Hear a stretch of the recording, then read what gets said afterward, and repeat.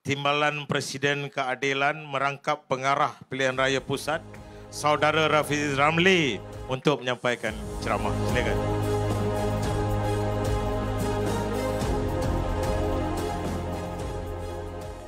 Assalamualaikum warahmatullahi wabarakatuh. Salam sejahtera, selamat malam. Saya itu akhir. Tengok Nicole tu terkejut. Tachahau. Assalamualaikum. Alhamdulillah Rabbil Alamin. Wassalatu wassalamu ala asyrafil anbiya wal mursalin. Wa ala alihi wa sahbihi ajma'in. Rabbi syrah li sadri. Wa yassir li amri wahlul 'uqdatam min lisani yafqahu qawli. Saudara pengurusi majlis, saya tengah duduk tengok kat mana duduk kat tengah, dia kat sini duduk kat tengah. Yang dihormati yang amat berhormat Datuk Seri Aminuddin Harun, mantan Menteri Besar Negeri Sembilan. Masihlah caretaker. Sebab mantan orang marah.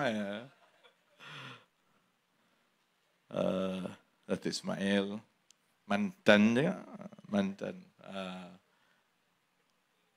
Yang saya hormati Datuk Hashim, Ketua Bahagian UMNO, Bahagian Rasah, sahabat-sahabat pimpinan daripada Keadilan, daripada DAP, daripada Amanah, daripada UMNO, seluruh sahabat-sahabat dalam Kerajaan Perpaduan, saudara-saudari yang saya hormati sekalian. Tadi saya tengok Amin pun dah pakai baju hitam, saya pun dah pakai baju hitam. Jangan bimbang, saya belum masuk muda. Dia pakai baju hitam ni bukan sebab masuk muda. Pakai baju hitam ni ialah untuk orang-orang yang makin gemuk. Korang gelak. Okay, ya. Petua dia, kalau badan makin besar, dalam kamera ni, untuk nampak tak besar mana, petua dia pakai baju hitam. Jadi sebab itu saya sebulan ini, saudara-saudari akan tengok saya pakai baju hitam tiap-tiap malam. Sebab saya berceramah tiap-tiap malam. Sebab itu saya kena sebut awal-awal saya belum masuk muda. Tak ada niat nak masuk muda. Saya tengok tadi saudara-saudari gelak bila YB Amin kata saya mesra dengan Sanusi. Tak boleh ke? Saya di Kedah, pengalaman yang baik. Kerana kerajaan negeri inilah, kerajaan negeri masing-masing. Kita masing-masing berbanding dengan kerajaan pusat, kerajaan negeri, kita ada bidang kuasa masing-masing. Dan kita ada dasar masing-masing, kan. Saya bersyukur sebab Amin tadi, dia bagi ucapan, dia tak pandai-pandai mengaku yang kerajaan pusat tu dia punya. Jadi masa saya dalam soal jawab, saya dengar je lah ni, orang Kedah ni ada yang bangun bertanya, ni kenapa kerajaan persekutuan tak membantu dasar kerajaan negeri Kedah untuk pastikan pesawah-pesawah boleh tanam 5 kali tuaian dalam 2 tahun. Ini kerajaan persekutuan gini, gitu, sekat gini. Saya jawab mudahnya, pakcik tahu tak, dasar tanam 5 kali tuaian dalam masa 2 tahun itu bukan dasar kerajaan Kedah. Itu dasar negara, dasar kerajaan persekutuan. Masalahnya negeri lain dah buat, Kedah aja belum buat lagi. Sebab itu saya tengok, saya dengar je Amin tadi. Kod-kod lah dia pandai-pandai nak claim kredit. Sebab ada yang di dalam bidang kuasa kerajaan pusat dan ada yang di dalam bidang kuasa kerajaan negeri. Sebaik-baiknya, ini kita nak masuk pilihan raya negeri yang 6 ni, sebaik-baiknya bila kerajaan negeri itu bekerjasama seiring sejalan dengan kerajaan pusat, barulah insya-Allah pertumbuhan ekonomi, kesejahteraan rakyat itu berganda. Kerana yang kerajaan negeri nak buat itu dia selaras, yang kerajaan pusat nak buat juga selaras, berbanding kalau ada menteri-menteri besar yang kerja dia di negeri, semua salah orang, bukan salah dia. Sebab ada yang kerajaan negeri boleh buat.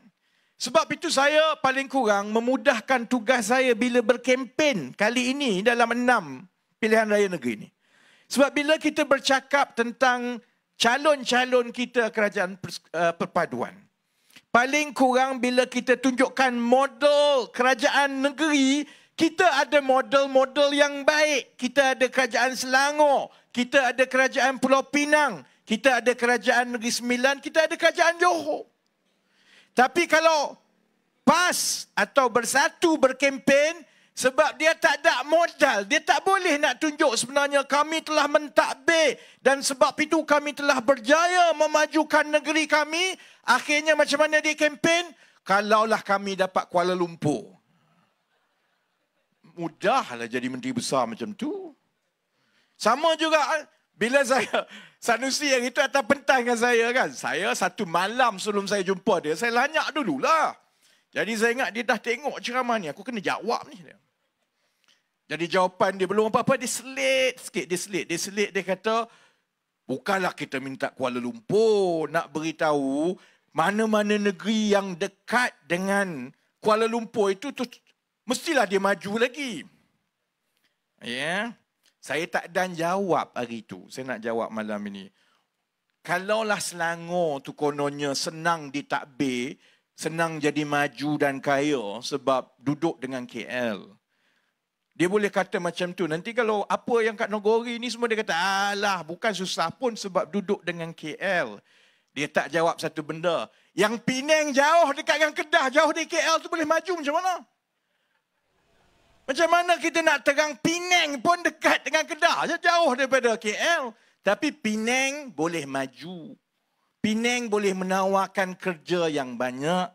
Dan hari itu saya tak pasti sama ada Sanusi boleh dengar daripada rakyat dia sendiri beritahu, YB boleh tak kita tambahkan laluan kereta api yang lagi banyak daripada Kedah ke Butterworth, sebab rakyat Kedah ni banyak kerja di negeri di Penang sebab gaji di Penang lagi tinggi. Sebab itu saudara-saudari, cukup penting untuk kita pastikan bahawa dasar yang di kerajaan pusat itu disambut oleh kerajaan negeri. Juga cukup penting untuk kita pastikan bahawa kerajaan negeri, terutamanya MB, jangan berpolitik lebih-lebih. Kamu ada kerja, tumpu kepada kerja.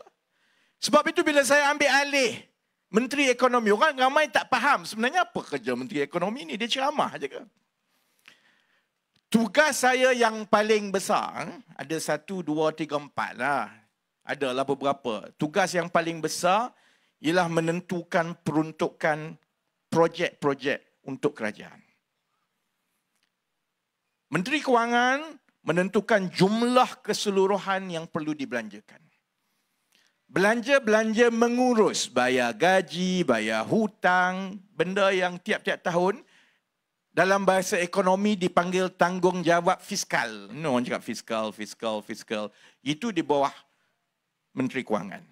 Yang belanja tiap tahun habis, tahun depan belanja lagi. Perbelanjaan pembangunan, iaitu yang melibatkan projek-projek pembangunan fizikal dan bukan fizikal. Buat jalan, projek lapangan terbang ke. Yang itu adalah projek-projek yang pelaksanaannya itu mengambil masa lebih lama daripada 1 tahun. Yang itu di bawah Kementerian Ekonomi.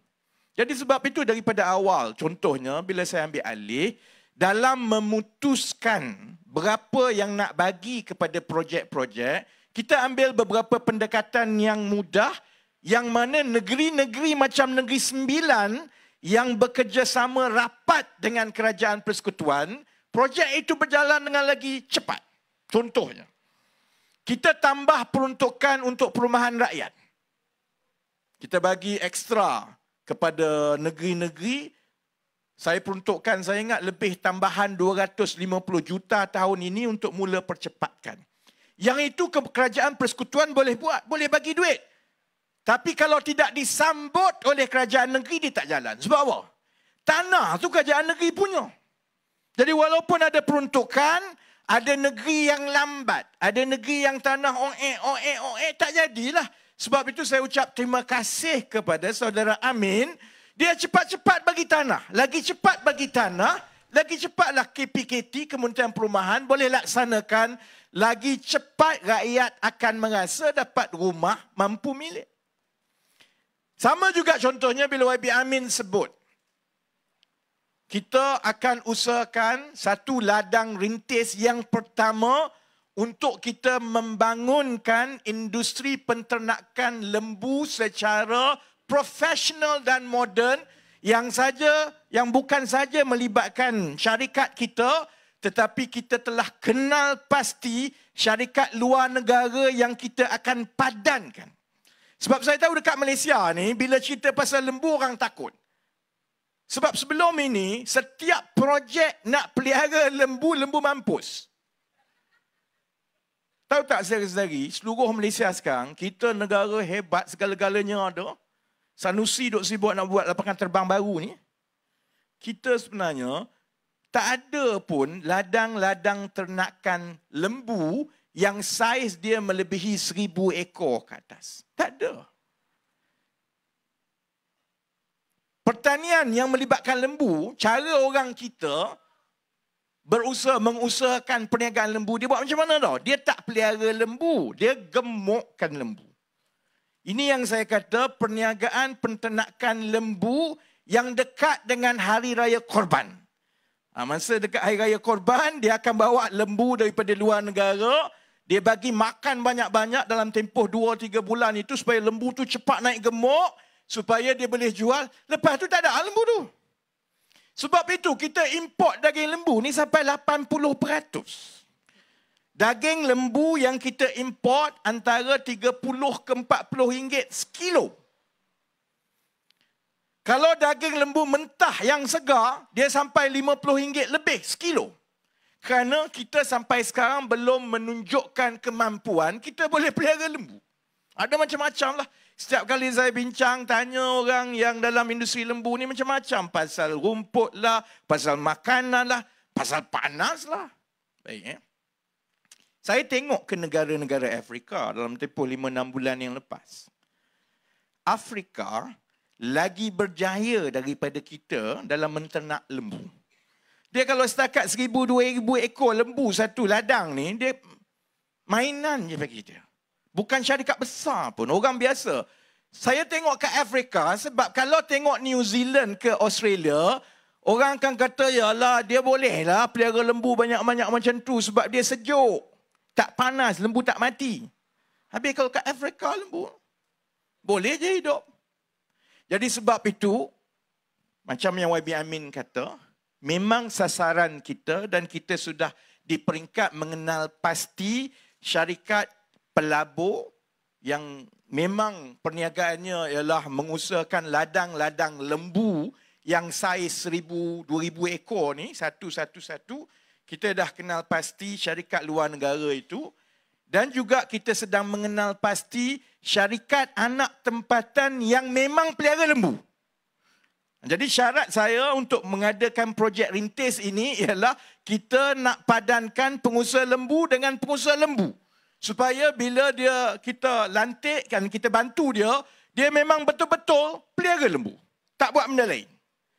Dan insya-Allah perkara itu kita mulakan di Negeri Sembilan sebab Negeri bagi tanah dulu, orang lain tak bagi lagi. Kalau itu berjaya dengan baik di Negeri Sembilan, maksudnya kita telah membuktikan negara kita dari segi cuaca dia, makanan dia, lembu dia, dari segi penternak kita, kita ada keupayaan untuk memelihara dan mengusahakan penternakan lembu secara moden dan sistematik. Kalau yang pertama di Negeri Sembilan itu berjaya, maka dengan mudah ia boleh dikembangkan di negeri-negeri lain. Sebab hasrat kami ialah untuk melihat ladang-ladang lembu. Janganlah sampai 100,000 ekor satu tempat. Orang nak duduk kat mana? Saiz dia yang kira padan-padan saja ni lebih kurang 1,000 ekor saja. Tapi tak bolehlah 1,000 ekor satu Malaysia. Mampulah lembu tu 1,000 ekor saja. Kita kena dengan cepat menskalakan ladang lembu macam ini di seluruh negara kerana untuk menurunkan harga barang, dia tak boleh kita sembang saja, bising harga barang macam mana harga barang. Kita kena tambah pengeluaran makanan. Kalau nak tambah pengeluaran makanan, kita perlukan tanah, kita perlukan perancangan, kita perlukan orang yang nak usahakan, dan kita kena mula bercucuk tanam ataupun menternak, kecualilah ada orang kat Labu ni yang hebat, dia boleh beritahu, esok saya nak tambah bekalan daging, esok dia bangun ada seekor lembu depan mata dia. Kecualilah ada orang dekat Kedah ke kat Terengganu yang dia kata kita nak tambah bekalan sayur, esok saja tiba-tiba penuh sayur. Memanglah dia akan ambil masa daripada 1 bulan ke 1 bulan, paling singkat. Contohnya, tanaman kontan sayur paling singkat 4 bulan. Sebab tanah kena dibersihkan, infrastruktur pertanian itu kena ada, rumah hijau tu kena ada, kemudian nak kena pasang sensor, nak kena pasang wire air semua, supaya tak payah siram, tak payah nak baja. Bila tanam pun selalunya 1 kitaran tuaian ialah 3 bulan. Sebab itu lagi lambat kerajaan negeri bagi tanah, lagi lambatlah kita boleh tambah pengeluaran penghasilan makanan ini. Sebab itu kalau ada yang tanya, geng-geng PN ni, saya kadang-kadang yakilah. Sebab dia lupa harga barang naik mendadak ni zaman dia lah. Bukan zaman kita. Harga barang naik mendadak ialah daripada April 2022 sehingga ke Ogos 2022. Sejak kita ambil alih, memang dia turun sampai ke 2.8% sekarang. Tapi untuk terus pastikan dia turun dan juga untuk mengimbangi supaya ada harga barang tertentu yang diimport itu mula harga turun, kita dengan cepat perlu tambah kapasiti pengeluaran makanan ini. Jadi insya-Allah saya berharap orang Nogori menyahut cabaran ini. Jangan buat malu Nogori, Min. Kita mula dengan Negeri Sembilan untuk buktikan orang Malaysia boleh usahakan ladang ternakan lembu secara berbesar-besaran dan ia boleh dijual pada harga yang murah. Yang kami dok kira sekarang di peringkat kementerian, bila kita tengok, kita sebenarnya merasakan kalau ikut kiraan awal, harga daging lembu kalau diusahakan dengan baik, dia sebenarnya boleh dijual pada harga sekitar RM30 lebih. Maksudnya, harga daging mentah segar yang sekarang ini RM50 lebih, kalau pengeluaran itu dibuat pada skala sekurang-kurangnya 1,000 ekor satu ladang ternakan, dia sebenarnya boleh dijual pada sekitar RM30 ke RM35 sekilo. Iaitu, dia lebih kurang sama dengan harga import. Sebab di Afrika, harga daging mentah sekilo di negeri yang macam Afrika Selatan yang sebenarnya kos sara hidup dia lebih tinggi daripada kita. Datuk Mail dah anggur-anggur. Dia exco pertanian dulu ni. Harga di negara Afrika Selatan yang kos dia lebih mahal daripada kita, harga daging mentah dia yang segar 1 kilo RM25. Jadi boleh dibuat insya-Allah. Jadi kita mula yang itu di Negeri Sembilan. Dan selepas itu kalau berjaya, kita akan buat di negeri-negeri lain. Kerana kita ada 5 tahun ni. 5 tahun. InsyaAllah 5 tahun jika perkara ini diteruskan. InsyaAllah bekalan makanan mentah yang menjadi sebahagian daripada sebab kenapa harga barang naik. Perkara itu insyaAllah boleh diselesaikan daripada satu masa ke satu masa. Baik. Kalau tengok kempen Perikatan Nasional, 2 hari lepas kot Tan Sri Muhyiddin ada di Negeri Sembilan. Dia cerita ni seolah-olah ni kita ni, negeri kita ni dah malap betul, ekonomi dah teruk. Orang kelaparan dah semua ni, kalau ikut dia lah. Dia lupa orang kelaparan bukan zaman kita, zaman Covid dulu ada orang tak boleh makan. Bukan zaman sekarang. Tapi cara dia cakap itu macam ekonomi Malaysia ini telah runtuh. Kerajaan tidak ada apa-apa buat. Baik, malam ini saya nak beritahu. Bagaimana sebenarnya kerajaan persekutuan merancang dan mengendalikan ekonomi. Tadi saya dah sebut sebenarnya. Kita ada wang dan kita kena pastikan wang itu disalurkan kepada projek-projek yang baik yang ada kesan kepada rakyat. Keputusan mana-mana kerajaan persekutuan, mana-mana menteri ialah begini. Duit katakanlah ada 50 bilion. Dekat mana kita nak bagi duit ini? Adakah kita nak bagi untuk projek-projek besar macam lapangan terbang Kulim yang dia nak buat itu? Bunyi besar sampai 4-5 bilion, tapi yang akan dapat manfaat berapa kerat saja. Ataupun dengan wang itu, kita pastikan ia disalurkan kepada perbelanjaan rakyat terbanyak supaya dia akan dapat kesan kepada seberapa ramai rakyat. Sebab itu pendirian kita sekarang yang saya dan Datuk Seri Anwar ambil dalam belanjawan yang lepas, ini pendekatan kita. Lebih banyak wang perlu disalurkan kepada projek-projek rakyat dahulu, bukannya projek-projek mega. Senanglah jadi menteri besar, senanglah jadi menteri yang kat bawah ni terbengkalai, tertinggal semua. Hanya cukup dengan mengomong-omongkan, tengok saya sekarang ada satu projek 3 bilion. Sampai bila kita nak buat macam itu? Projek 3 bilion sana, 5 bilion sini, yang dapat hasil 4-5 karat. Saya nak tanya Sanusi. Minggu depan saya nak pergi Kedah kan. Jadi saya bagi peluru dulu supaya Sanusi jawab dulu lah tak? Saya nak tanya Sanusi. Yang kamu beria-ia sangat nak buat lapangan terbang 3-4 bilion ni kenapa? Berapa orang yang akan dapat manfaat daripada lapangan terbang ini? Yang akan dapat manfaat ialah kontraktor yang bina. Dia akan buat duit dia masa tu. Berapa kerat? Kalau tak kena cara, kontraktor tu ambil kontraktor Cina. Cina bawa semua pekerja-pekerja Cina. Berapa kerat sangat orang kita yang dapat peluang pekerjaan semasa pembinaan. Dia akan bagi macam-macam alasan. Orang kita tak ada kepakaran lah. Orang kita tak ada pengalaman untuk buat lapangan terbang. Oleh itu, maka kita kena ambil pekerja-pekerja negara lain.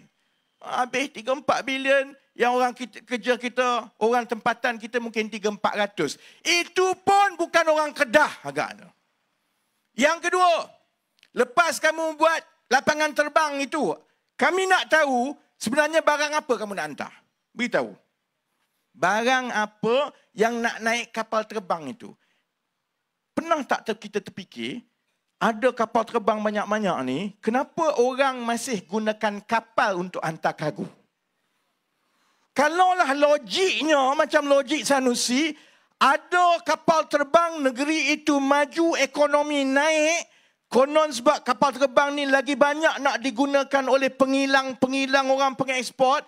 Habis kenapa lah Port Penang tu penuh, port dekat Kelang penuh, port dekat Tanjung Pelepas penuh. Sebabnya orang yang walaun kau bolehlah tipu. Rakyat biasa kerja tahu kalau hantar pakai kapal terbang jauh lagi mahal.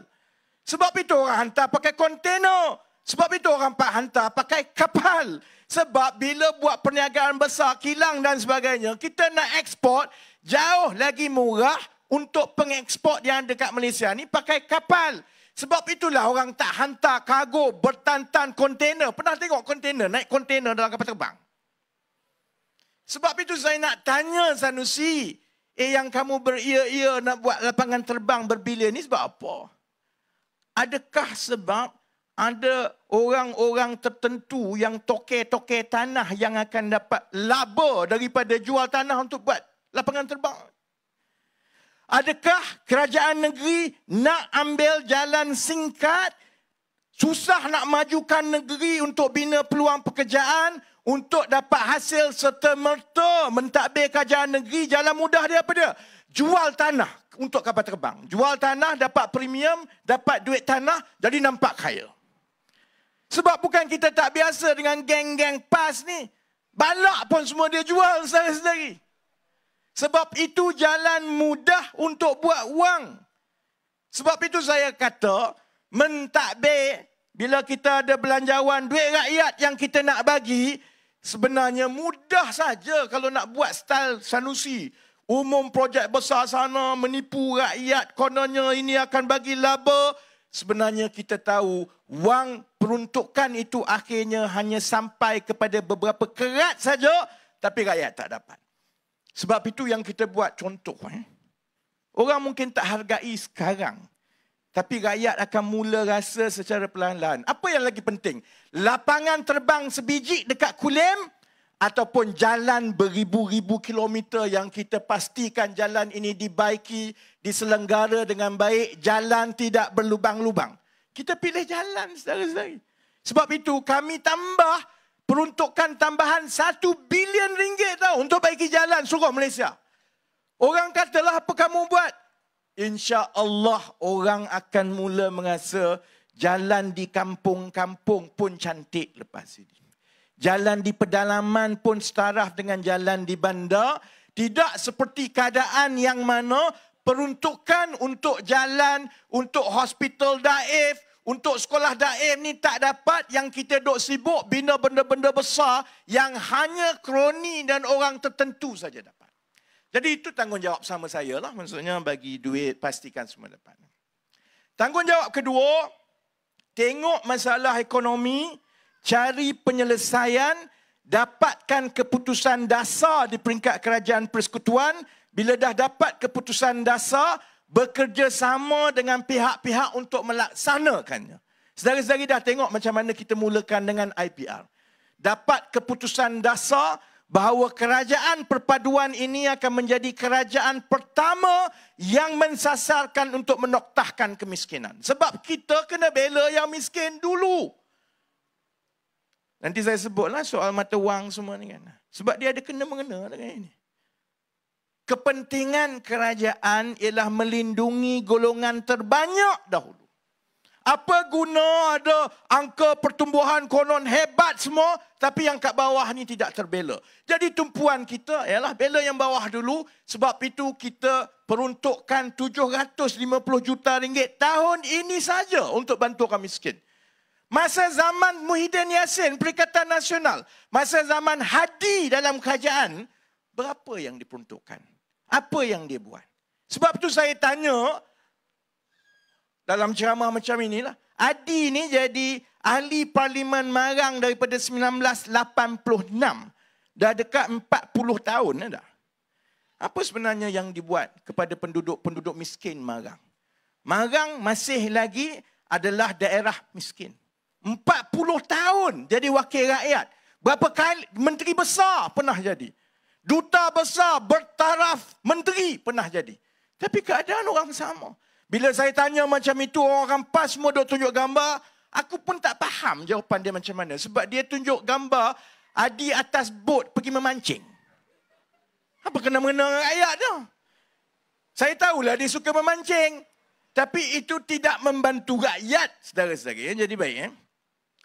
Kita tengok keputusan, kita buat keputusan dasar, kita bentuk rangka satu program, kemudian kita bekerjasama dengan pihak-pihak. Kalau macam IPR, untuk pertanian moden orang miskin, kita bekerjasama dengan kerajaan negeri, dengan agensi, dengan swasta untuk dapat tanah, untuk dapatkan orang, untuk tanam dan sebagainya. Kan? Baik.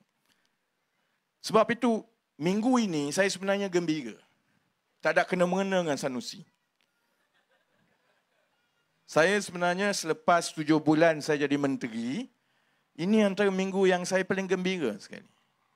Sebab kerajaan telah buat satu dasar yang cukup penting untuk ekonomi dan rakyat kita, walaupun mungkin orang tak tahu sangat. Semalam, hari ni hari apa no? Hari Selasa.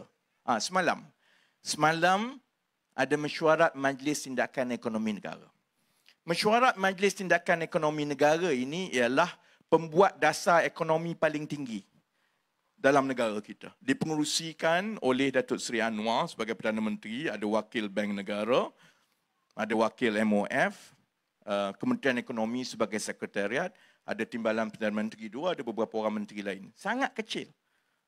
Kita bermesyuarat tiap-tiap bulan dan kita melihat dan mengkaji dasar-dasar ekonomi baru yang perlu kita luluskan untuk kita selesaikan masalah ekonomi kita.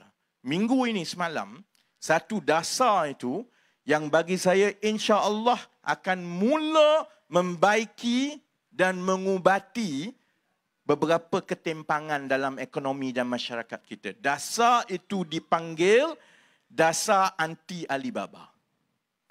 PM baru umum tadi. Rakyat tak faham sangat menentang apa nak buat ni. Baik, saya tanya. Pasar borong Selayang. Berkali-kali dah kerajaan bertukar. Kalau tanya orang Selangor, tanya orang Negeri pun, sebab orang Negeri pun tanam pergi hantar kat Pasar Borong Selayang juga. Lawak kita, benda ni kena berubah ni. Tanam dekat Negeri, hantar dekat Pasar Borong Selayang, orang Negeri pergi naik Selayang, beli balik, buat balik ke Negeri 9 semula. Ada benda tak kena kat situ. Jadi yang itu kita kena baiki. Baik. Tapi hakikatnya, memang Pasar Borong Selayang ni segala jenis memang bertumpu kat situ. Berkali-kali dah kita bertukar kerajaan sampai sekarang rakyat akan mengeluh kenapalah Pasar Borong Selayang ini penuh dengan peniaga-peniaga asing. Kenapa tak boleh buat apa-apa ke kerajaan? Sama juga di kawasan-kawasan kita, pihak berkuasa tempatan ada gerai, lama-lama tengok orang kita dah tak berniaga ni. Banyak orang asing berniaga. Kita semua tahu, cuma tak faham. Tak pasal-pasal abang polis kena marah. Kenapa abang polis tak tangkap ni? Kenapa PBT tak tangkap? Majlis Bandaraya Seremban, kenapa kamu tak tangkap? Saudara-saudari tahu tak? Satu masalah yang tak pernah cuba diselesaikan selama ini. Alibaba tu tak salah di Malaysia. Tidak ada satu peruntukan undang-undang pun yang menyentuh mengenai Alibaba selama ini. Alibaba tu okey dalam ikut undang-undang kita. Yang tak okey ialah rasuah.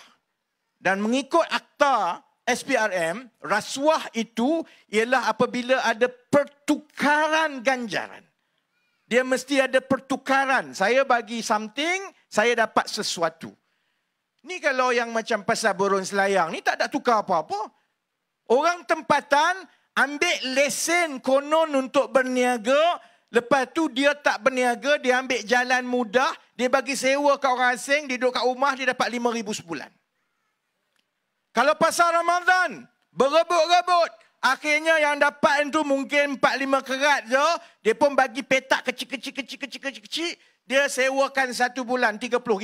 Tahun itu setiap kali Ramadan, sekali Ramadan dia kaya raya, tahun depan baru dia kerja balik. Benda ni saudara-saudari tahu tak? Meruntun masyarakat kita. Merosakkan ekonomi kita. Tapi dalam undang-undang tak salah. Sebab itu, bila penguat kuasa, abang polis ke, PBT ke, pergi tangkap. Tangkap, malam itu bolehlah letak dia. Lepas tu nak charge dia untuk apa? Bila tanya dia nak charge dia, dia akan kata, saya pekerja kepada toke saya. Lesen itu toke saya punya. Tapi saya pekerja.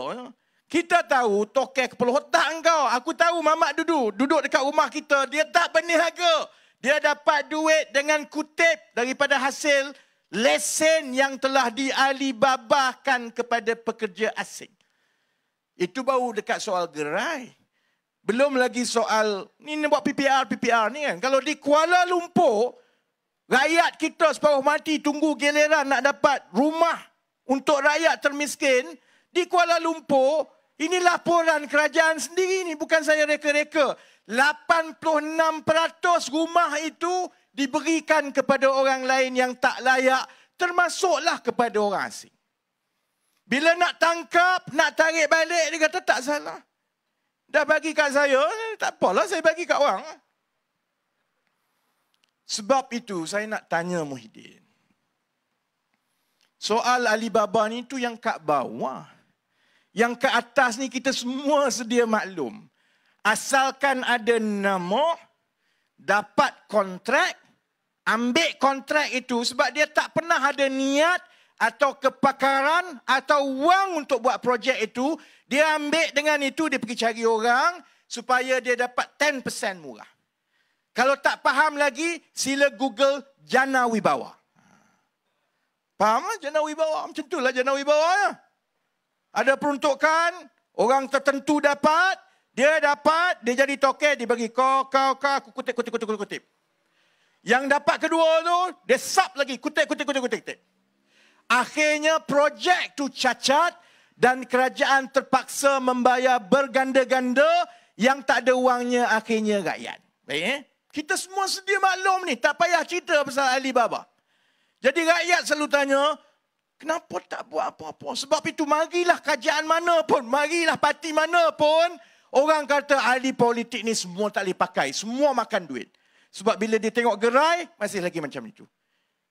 Dia tengok rumah rakyat termiskin, masih lagi macam tu. Dia tengok tender projek, kalau yang kontraktor tu dia kata, sama. Ni sama-sama kartel sama dia ni. Ada 4-5 syarikat besar, dia ambil giliran. Kali ini aku letak harga sekian-sekian, kau ambil harga sekian-sekian. Kali ini aku dapat, aku bayar kat kau share macam ini. Yang satu lagi, engkau dapat, engkau masuk harga sekian-sekian, aku ambil sikit, supaya kau dapat, kau bayar kat aku. Akhirnya dia berlega sama geng dia yang susah kat bawah ni. Usahawan yang muda, kontraktor muda nak naik ni. Sampai kiamat tak boleh bersaing. Kenapa marilah kerajaan mana pun pentadbir mana perkara ni masih lagi belum ada titik mula untuk diselesaikan. Sebahagiannya sebab dasar. Kerana dasar kita tidak ada satu pun yang menyentuh mengenai Alibaba. Tak ada. SPRM, akta rasuah itu hanyalah soal kalau kau bagi duit kat orang. Alibaba ni bukan soal bagi duit. Tu kalau kontraktor kartel 4-5 dia tak bagi duit. Dia take turns. Sebab itu, bagi saya minggu ini saya cukup gembira kerana kerajaan telah membuat keputusan dasar bahawa kita akan membuat undang-undang untuk melawan dan mengharamkan kegiatan Alibaba dalam ekonomi kita. Sebab bila ada yang ini, dia akan membantu dekat bawah. Okey, baik ya. Akan ada orang bising. Saya tahu banyak yang takkan setuju. Dia akan kata, Rafizi ni kerja dia nak cari gaduh dengan semua orang je. Saya faham bahawa ada perniagaan yang memerlukan subkon, betul. Biasalah, kita jadi main con, ada benda kita buat, ada benda bukan kepakaran kita. Kalau kita ambil kontrak satu bangunan, kepakaran kita ialah kejuruteraan awam. Kita buatlah kejuruteraan awam. Tapi kejuruteraan mechanical, kejuruteraan electrical tu, ada firma atau syarikat lain yang ada kepakaran, boleh je subkon. Jadi dekat mana yang subkon itu mula jadi Alibaba? Dekat mana dia dikira Alibaba? Sebab itu kita akan menakrifkan sebenarnya apa itu Alibaba. Alibaba ialah apabila berlaku urus niaga yang mana ada satu pihak yang mengambil kesempatan yang tidak adil untuk mengaut keuntungan tanpa menyumbang kepada hasil projek itu. Itu Alibaba. Jadi kalau kontraktor biasa, ambil satu package, kamu buat kerja kamu, yang ini buat kerja dia, kalau buat kerja tak Alibaba. Tapi kalau ambil satu projek, kamu tak ada pekerja pun, kamu gunakan lesen atau projek itu untuk suruh orang lain, subkon lagi, insya-Allah saya berdoa bila undang-undang ini diluluskan, maksudnya rakyat boleh buat laporan kepada pihak berkuasa seperti mana kita boleh laporkan kalau berlaku rasuah. Kalau kita tahu ada di sekeliling kita, orang ambil lesen tapi dia tak bekerja, dia goyang kaki, dia bagi kepada pekerja asing. Laporkan. Supaya bila tangkap itu, soal pekerja asing itu satu. Ini soal Alibaba ni memang dia kena hukum. Biar dia tahu bahawa benda ni tak boleh dibuat. Dan bila Alibaba ditakrifkan secara undang-undang, diharamkan secara undang-undang, dasar dan juga pendekatan ini akan menukar semua amalan perolehan dan ekonomi negara kita di semua peringkat. Nak memohon, kerajaan kena pastikan penerima tu tak Alibaba. Nak dapat lesen, kamu kena buat sendiri. Nak dapat kontrak, kamu kena buat sendiri. Nak berniaga, kamu berniaga sendiri. Jadi insya-Allah saudara-saudari, saya sebut yang itu semua sebab saya nak ulang yang begini. Mentadbir ekonomi ini, saya sebut tadi ada beberapa tugas-tugas besar kan. Tugas besar mengagihkan peruntukan, memilih projek, yang itu saudara-saudari semua tahu. Yang tak dibuat oleh Perikatan Nasional yang berdega-dega nak mentadbir kerajaan negeri yang 6 ini dengan harapan kononnya kalau Perikatan Nasional menang besar dalam PRN ini mereka boleh menggulingkan kerajaan. Dia nak guling kerajaan. Tapi masa dia ada peluang untuk memerintah dahulu, apa hidup? yang dia buat untuk dasar ni. Cerita Alibaba ni satu benda pun dia tak buat. Cerita pertanian, dasar, dia tak buat. Jadi orang tanya saya, apalah kau Menteri Ekonomi, kau buat apa? Saudara-saudari, kita bermula dengan dasar selain daripada duk bincang pasal projek ni. Sebab buat projek mudah. Kutip duit dari rakyat mudah. Bagi kepada orang mudah. Kamu tak payah fikir. Cuba kamu cari jalan dan pendekatan baru untuk kita ubah ketimpangan dalam ekonomi kita. Dan ketimpangan yang paling besar yang menyebabkan rasuah, yang menyebabkan orang teraniaya, yang menyebabkan keciciran dalam bantuan-bantuan kerajaan, sudah tentu soal Alibaba. Jadi sebab itu, insya-Allah saudara-saudari, saya sebenarnya yakin rakyat boleh membezakan. Kalau saya tengok satu demi satu dasar yang kita letak satu persatu, saya yakin sebenarnya rakyat boleh membandingkan. Yang walaun tu tak payah cerita. Bagi dia, Sanusi manusia paling hebat seantero alam. Cerita apa dia pun, dia tak nampak dah. Saya tak berminat dengan cerita-cerita geng walaun ni. Dia daripada dulu macam tu lah, ceritalah apa pun. Saya berminat dengan rakyat Malaysia yang atas pagar yang boleh menilai. Yang menggunakan akal. Yang boleh membezakan bahawa kita faham merungkai masalah ekonomi ini memerlukan langkah dan mengambil masa. Nak pelihara lembu, lembu tak lahir esok. Nak tambah bekalan makanan, pertanian, bukan cubalah kalau boleh. Saya nak minta pimpinan Perikatan Nasional ni, terutamanya di Negeri semalam, Tan Sri Muhyiddin Yassin nak menceritakan teruknya keadaan Malaysia sekarang ni. Dia beritahu, sampai sekarang ini saya dah mula menternak ayam. Saya rasa Tan Sri Muhyiddin itu satu langkah yang baik supaya selepas ini kalau kalah pilihan raya boleh terus ternak ayam terus. Tak payah dah fikir politik ni kan. Tapi dia ternak ayam sekarang, cuba dia fikir, ayam tu bila dia menetas, kau ingat tiba-tiba dia jadi 2 kilo seekor terus macam tu. Ayam pun ambil masa daripada baby ayam chicks tu, besar. Kena bagi makan, kena jaga sebelum boleh jual. Siapa-siapa yang faham pasal makanan, ternakan, tanaman, memanglah ambil masa 4-5 bulan untuk dia berbuah. Itu belum cerita nak cari tanah lagi. Belum nak cerita nak cari orang, nak bertani lagi. Belum cerita nak bina rumah hijau, nak buat semua lagi. Sebab itu saya tak ambil pot sangat lah. Kalau orang cerita ni apa, kenapa ni. Sebab saya yakin, terutamanya pengundi-pengundi kali ini, mereka boleh buat perbandingan yang baik. Dan akhirnya, saya yakin mereka boleh melihat contohnya.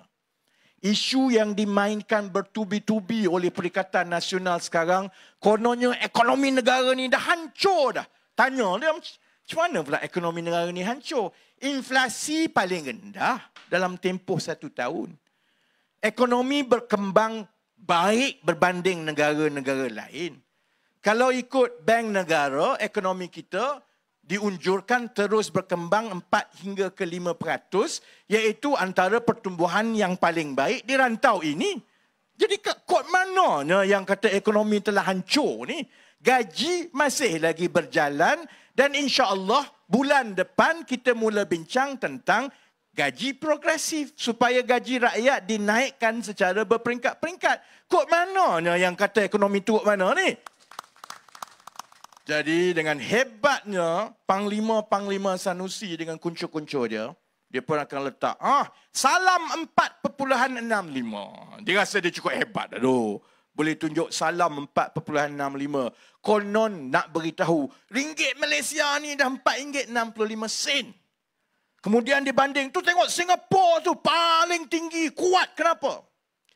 Geng-geng ni tak faham pun bahawa di Singapura tak ada OPR. Saya tahu tak? Di Singapura, pihak berkuasa mata wang mereka, MAS, Monetary Authority of Singapore, dia tak ada OPR macam kita. Tahu tak? Ni tak tahu ni. Tengok ni. Semua tengok kat aku klip-klip ni. Tahu tak? Tak ada.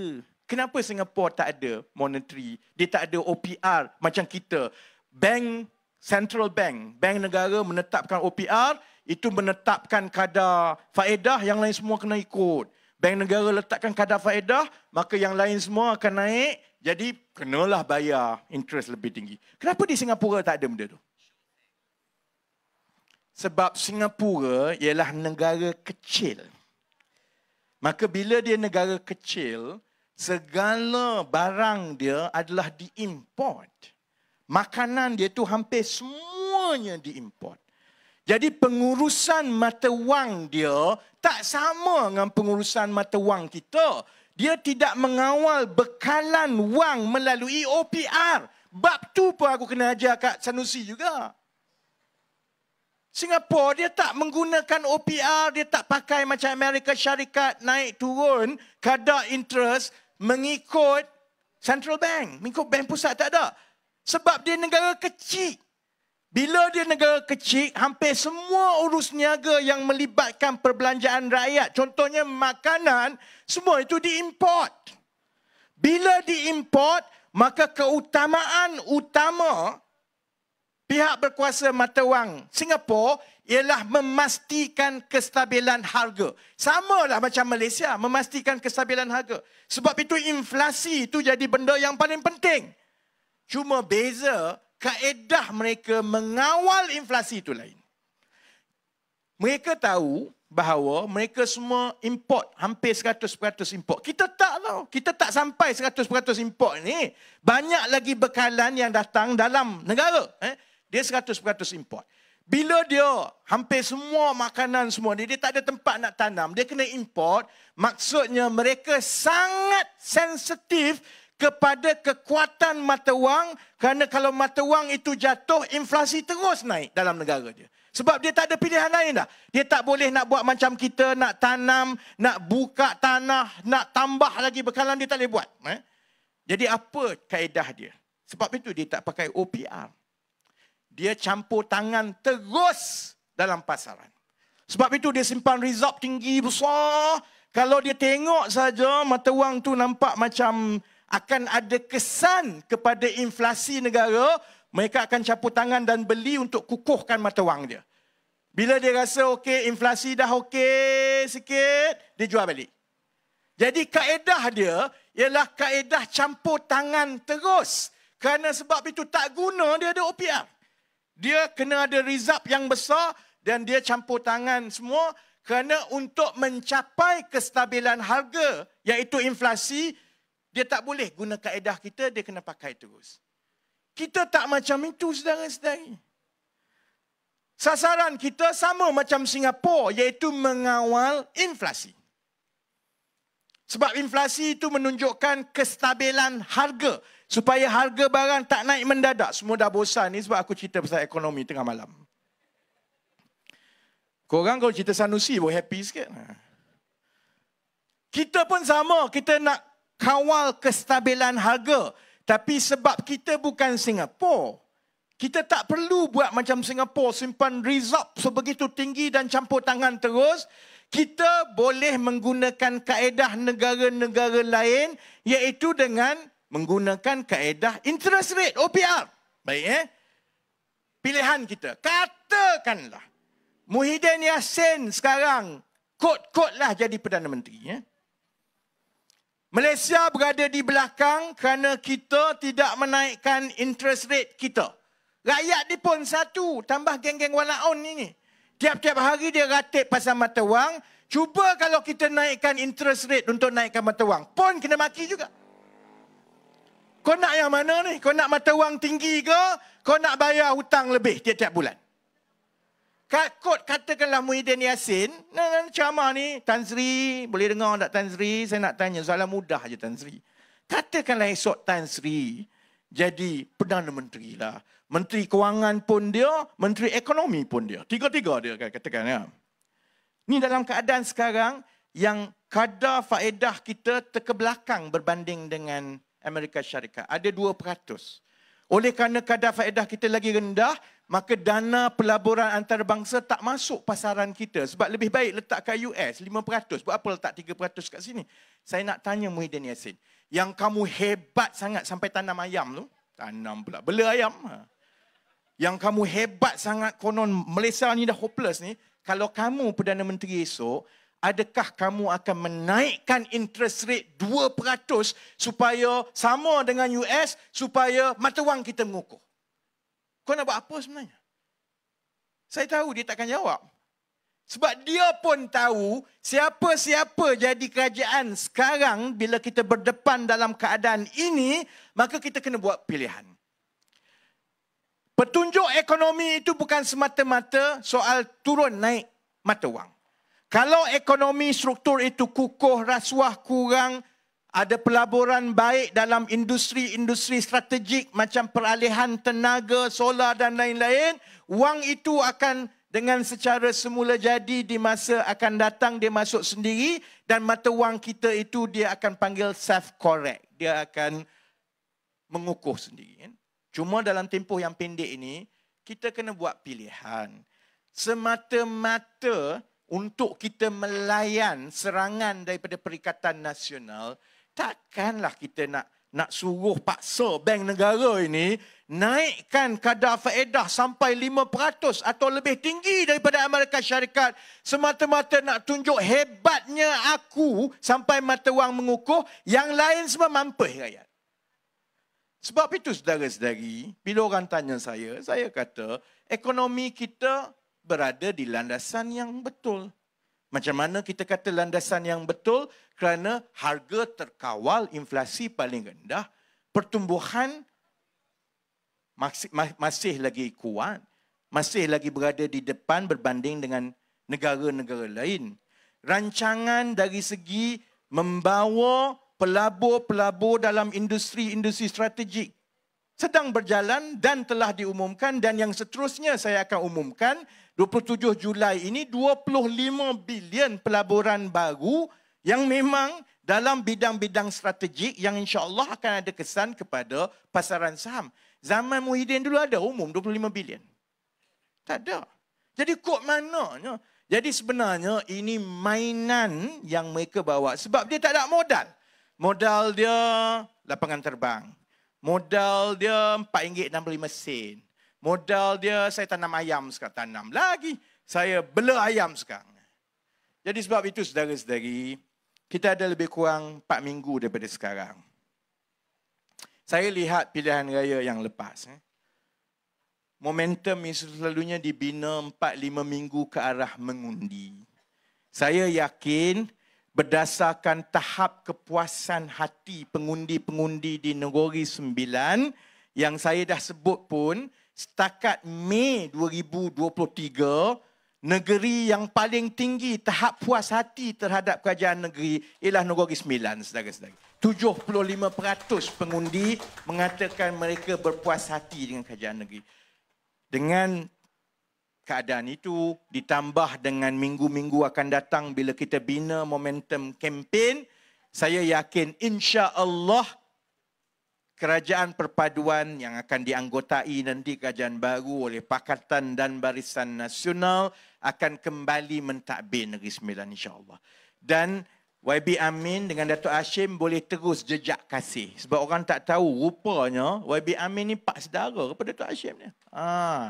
Jadi lepas ini boleh tolong sambung jejak kasih dalam kerajaan pula insya-Allah. Jadi terima kasih banyak-banyak. Saya doakan yang terbaik kepada semua. Kita terus dari satu malam ke satu malam terus santuni rakyat. Kita terus jelaskan kepada rakyat insya-Allah kerajaan perpaduan akan menang bergaya di Negeri Sembilan. Tak kisahlah Tan Sri Muhyiddin nak tanam lagi. Nak pelihara berapa puluh ribu ekor ayam lepas ni. Pelihara ayam, tanam pokok. Okay. Jadi terima kasih. Saya ucapkan sekali lagi. Saya doakan yang terbaik. Saya sudahi dengan wabillahi taufiq wal hidayah. Wassalamualaikum warahmatullahi wabarakatuh. Sese nandri vanakam. Terima kasih. Itu tadi tuan-tuan. Terima kasih saudara Raf. Yang hebat ni 1 jam. Berpeluh bagi tisu sikit. Saya ingatkan lagi sekali tuan-tuan, kita ada 2 tabung di sana untuk pembesaran surau sebelah kiri kita ni, surau Ajanah, surau Sembahyang Jumaat ya. untuk dia buat pembesaran surau. So sesiapa yang ingin berinfak sila masuk ke dalam tabung ataupun menggunakan transfer bank yang saya sebutkan tadi.